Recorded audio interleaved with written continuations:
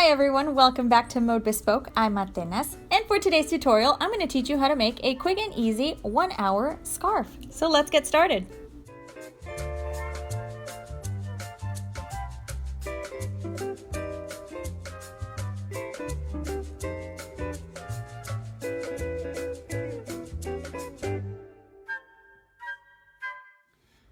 Okay, so here is our completed scarf, and this is a 1-hour scarf.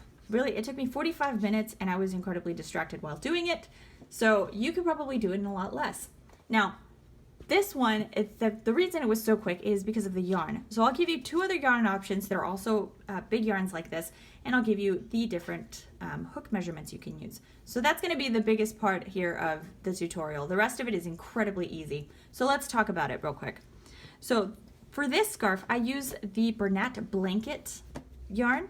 And one of these skeins has 220 yards, 220 yards, or 201 meters. And that is important, so we'll talk about that more in a minute. But this made a scarf that is 7 inches across, and it's 47 inches long. Now, if you need centimeters and all of that, I do have standard yarn or scarf measurements. They're available on the site. I'll leave the website down below. So I'll leave that all for you, the information about this particular yarn that I used, as well as some of the other yarn options and different hook sizes you can use for this. So all of that is available for free. You can also purchase the pattern if you want to, but it's all on the website, and I'll link it down below. Now, to get a short scarf like this, you can use a different yarn. You will need to buy more skeins though. So this was Bernat blanket yarn. Now, another one you can use is the Lion Brand Wool Ease. So the only difference here was this. I started here with an initial chain of 13 stitches. So 13. I did the same with this yarn using the same size hook. So I used a 9mm hook for both of these. Let me move this here. As you can see, the Woolies is a little bit smaller. So this is a size 6 super bulky, and it's really, really soft. So just with the 9mm hook, it was really nice, really warm, and it didn't leave a lot of spacing between the stitches. I used the 9mm hook also for this one, and with 13 stitches, it was a little short. So you'll need at least a chain of 16 stitches in order to have the same size. You can also use the Hometown USA, and this was, let me find it. So this one was the Wool Ease, the purple one. You can use the Hometown USA one. This is also a Lion Brand yarn. Hometown USA, which is this one. But in order to keep it as soft, so see it's really soft here, but I used the 9mm hook and it was a little more stiff, so it wasn't as comfortable. So for this one, I used a 10mm hook. This is also a size 6 super bulky. So this is super bulky size 6, this is super bulky size 6. The difference is in the yarn texture itself. So this one is not as fuzzy. I know it looks a little fuzzy, but when you compare it to the Bernat blanket, it's really not that fuzzy. This one's kind of, I don't know, velvety and fluffy and kind of feels like a super warm fuzzy towel. This one is really soft, but it's not the same kind of fuzz. So keep that in mind. I also worked the 13 stitches across for my initial chain, there we go, I'm moving too fast, and it is the same width. Now, we need to talk about the how much yarn you're gonna need for this. So like I said earlier, here, I'll hold all 3 of these here. So both of these are with a 9mm hook. This one is the 10mm hook. Now yarn.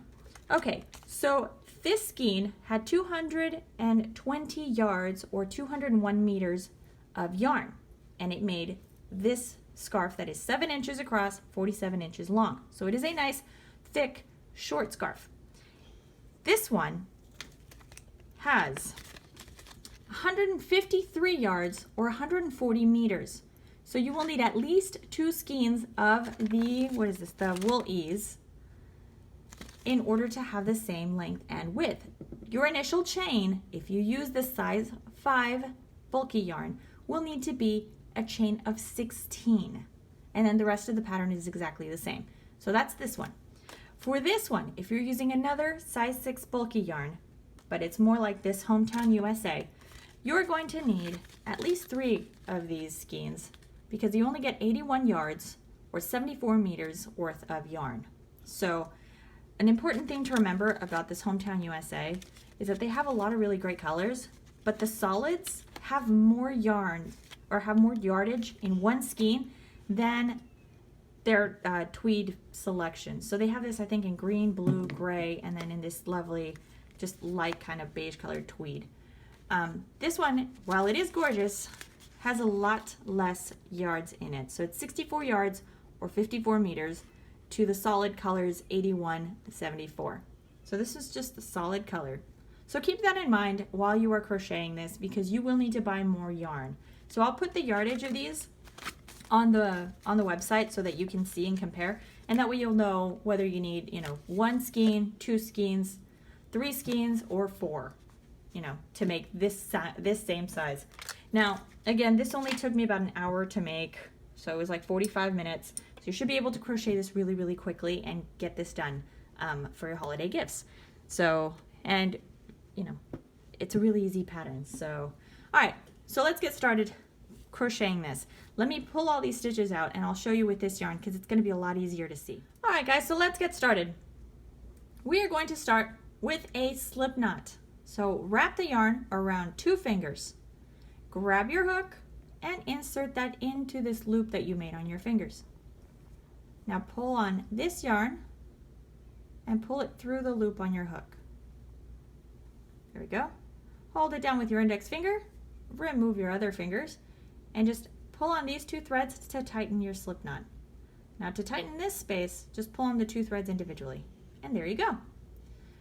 Now, if you're using the size 6 yarn, so the super bulky yarn, you're going to need to chain 13 stitches. If you are using a size 5 yarn, so just a bulky yarn, you need to chain 16. All right, so let's clear all this up so everyone can see and zoom in. How do you make a chain? You are going to yarn over, so wrap the yarn around your hook, yarn over. You're going to pull this top loop through this bottom loop. There you go. That's 1 chain. Yarn over and pull through this bottom loop. That's for 2. Yarn over, pull through this bottom loop, 3. And that's it. That's all there is to the chain. So we got 4, 5, 6, and just keep going until you have your 13 stitches, or the 16 if you are crocheting with a smaller yarn. I'm just making a small sample, so I'm going to stop here. I don't even know how many stitches that was, but we're just going to stop there. It doesn't matter how many stitches. If you want to make it wider, you can use any number. All we're using is a single crochet, so there are no multiples or anything. Once you get to the end, so I've got 13 stitches, skip this first one and go to the second one on your hook. Insert your hook into that second stitch, yarn over, and pull your hook out. And now you'll have 2 loops on your hook. You're going to yarn over and pull through both of these loops.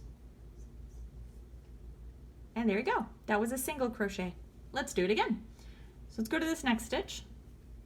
Insert your hook into the stitch, yarn over, and pull up a loop. And you have 2 loops. Yarn over and pull through both loops. Insert your hook into the stitch, yarn over, and pull up a loop.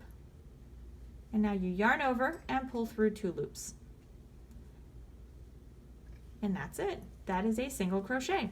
So you're going to single crochet into every stitch of your initial chain. Once you get to the end, so let me do these real fast. Here we go. You're going to have your little knot. Make sure you tighten it, just to make sure your work won't become unraveled later. That's your last stitch. You have to single crochet into that last stitch. And there you go. There's your first row. For the next row, you're going to chain 1. So if you are counting your stitches, so if you're a beginner, you probably might benefit from that. you just crocheted 12 single crochets, okay? Remember that you started with a chain of 13. You just did that chain 1. That's stitch number 13 if you want to look at it that way. But you're going to crochet 12 single crochets in every row. All right, so we've done our chain 1. Now you're going to turn your work around and you're going to stitch a single crochet into every stitch of the row. The very first stitch is this one. So there's a stitch, here's a stitch, here's a stitch, and there's another one. If you cannot find them, look at the top. You're going to see these little V's, so they're sideways.